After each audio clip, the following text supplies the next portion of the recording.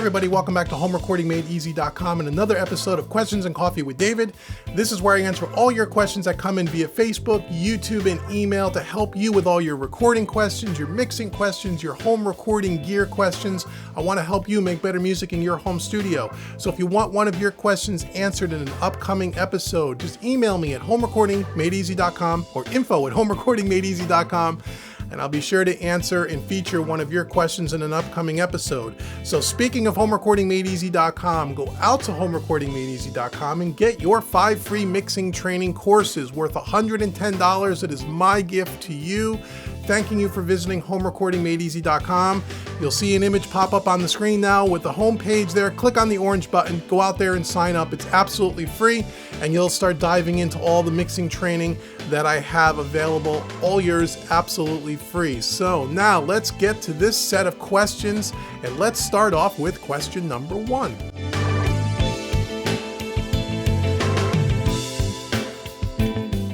Okay, question number 1 comes in from Kevin, and Kevin has a Kemper question. So Kevin writes in, "Hello, I am very new to this and I've been viewing your tutorials on YouTube, and thank you for all that info. I recently got a Kemper and I want to use it with PreSonus Studio One 3. When I have it set up, I see that it has sound, plus I see the waveform on my laptop while it's recording. I go back to listen and I can't hear it. I've gone back to try to adjust the audio box. Maybe one of my levels are off, but still no sound of what I recorded. I'm sure it's something easy that I'm missing. Thanks for your help. Love your videos." And that's it. So thanks, Kevin, for writing in. Yeah, it sounds like it's an easy problem. So you're playing through the Kemper into the audio box, which is a PreSonus interface. You're recording in Studio One. You can see the audio, but you can't hear it when you play back. 2 things. And I know these sound silly, but it happens all the time. It's happened to me a few times in the past. Number 1, the physical outputs on the audio box USB, where are they going? Are they going to a pair of studio monitors, or you're just trying to listen back on headphones? If you're listening back on headphones, on the front of the audio box, I believe there is a dial there that sweeps from recording to playback. You want to check that, make sure that that doesn't have something to do with it. So make sure that that's what you're doing with headphones. If you're just hooked up to studio monitors, make sure that your outputs on the back of the audio box are hooked up to some speakers, right? That's obvious. Also, go into the I/O settings in your Studio One session. So you want to go to the top of the left. I'm doing this by memory, so forgive me if I'm a little off. Menu bar, go to Studio One Preferences. In Preferences, you want to check the I/O screen and make sure your outputs are set correctly to your audio box, okay? So it's probably one of those 2 things. If you can see the audio, you can see the meters going up and down, and you can't hear everything, then you probably don't have the outputs set up correctly.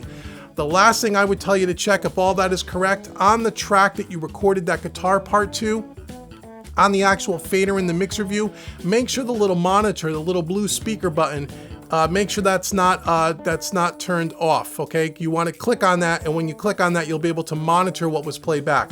When you're playing and you're recording, if you click that little monitor button and it lights up, I think, the color blue, you'll be able to hear back through your headphones or through your studio monitors what you're playing.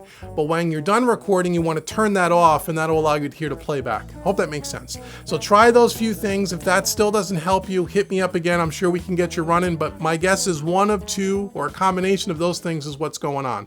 Okay, Kevin, so thanks for writing in. So now let's get on to question number 2.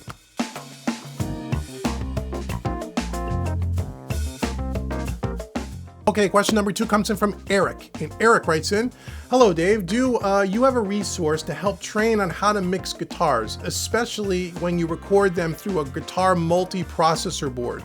I'm in the mixing stage of a song. I just can't get the guitars to sit right in the mix.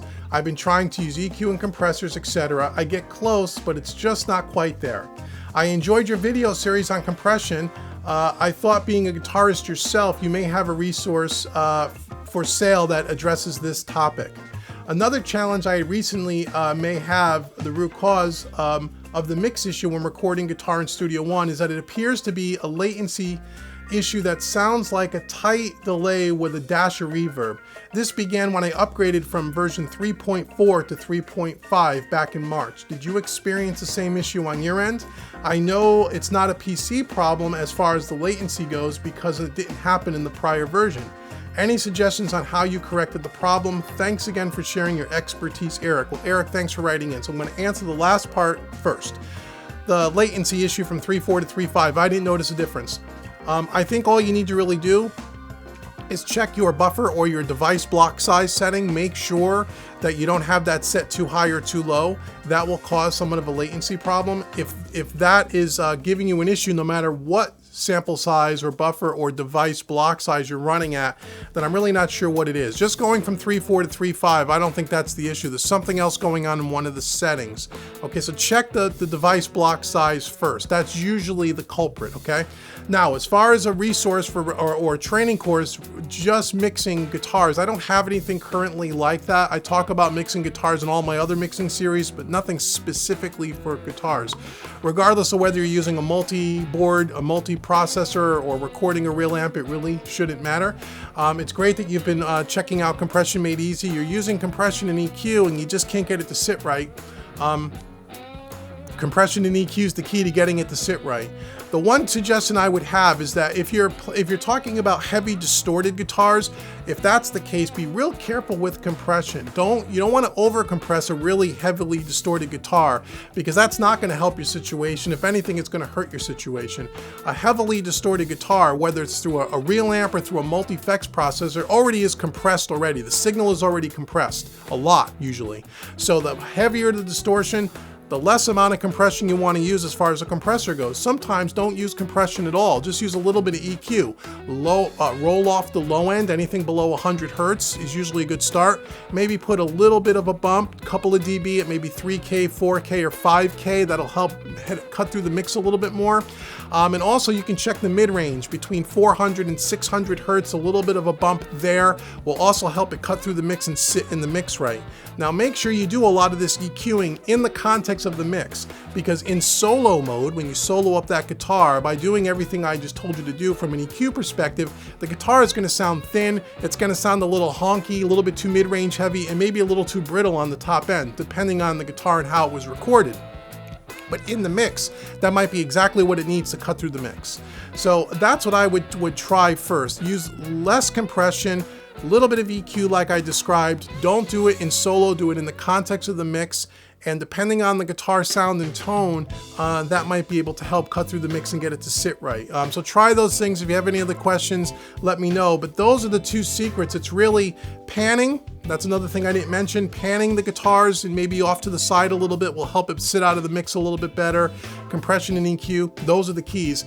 Done properly with a well-recorded guitar track, you should be able to get it to sit in the mix the way you want. Okay, so I hope that answers your question. If you have any other questions, Eric, be sure to write in and I will try to help you again. Okay, so now let's get on to the last question for this week's episode, question number 3.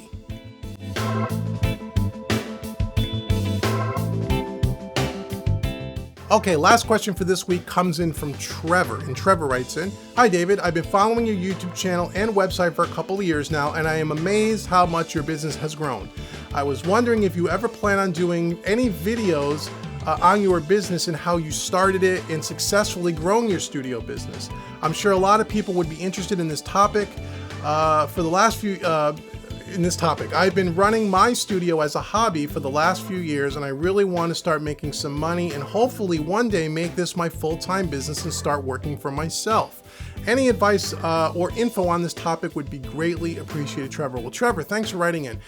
Funny you say this. I get these questions an awful lot in email, and I don't discuss them much in my YouTube videos, although I do have a playlist in my YouTube archive called the Studio Biz, B-I-Z, Studio Biz, and I have a bunch of videos there. Some of them are quite dated. A lot of them are more PowerPoint presentations. They're not the highest quality production videos, but the information is timeless and it's really, really good. And I would suggest you watch those videos first if you haven't done so already. But to answer your question more specifically, yes, I do plan on, and I am in the beginning stages of crafting a plan to coming up with a series of videos and maybe even a full-fledged training course on how to start a small business that's specific to the studio business and how I've grown my business and all the things that you asked about, because I do get asked about that quite a bit, and I've kind of strayed away from it because I didn't think people really cared too much about my story and how it's all started. But over the last 4 years, since 2014, my business has grown probably, tenfold, and I've done a lot of things, and I've learned a lot along the way, and I've made a lot of mistakes, and I've done some things that have worked really well, and I've been able to grow my business quite a bit, and I appreciate you saying that you've noticed it. Thank you very much. It's been an enormous amount of work, but really, really gratifying. And I want to try to help people. So yes, there is going to be a point very soon. I'm hoping in the 2018, as we get into the second half of 2018, but certainly by 2019, I'm going to start working on some material around small business. Yes, it'll be around my studio business, but I also want to create content for you that will not only apply to a studio business, but it really will apply to any home business or entrepreneurial type adventure for you. So you can, in fact, one day possibly make that your full-time living. That's how I did it. For me, I started as a full-time worker at a regular job like most of you watching, and over a 4 or 5 year period, I managed to take that from a part-time hobby to a full-time business, and it's how I support my family, and there's a lot that goes into that. And so yes, there will be some stuff coming up, Trevor, and I do appreciate you asking that question, and I'd be interested to know what anyone watching this video thinks below, especially as it pertains to this question.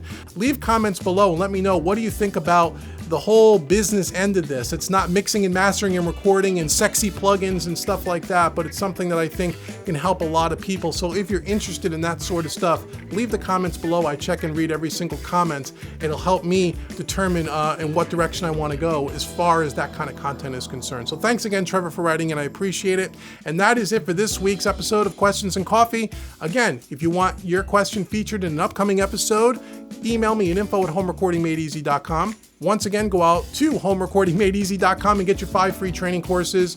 You'll see an image pop up on the screen here again. Hit that orange button, sign up, completely free. You have any questions at all, shoot me an email. I'd be glad to help you. And until the next video, my name has been Dave with homerecordingmadeeasy.com, and I will see you in the next video.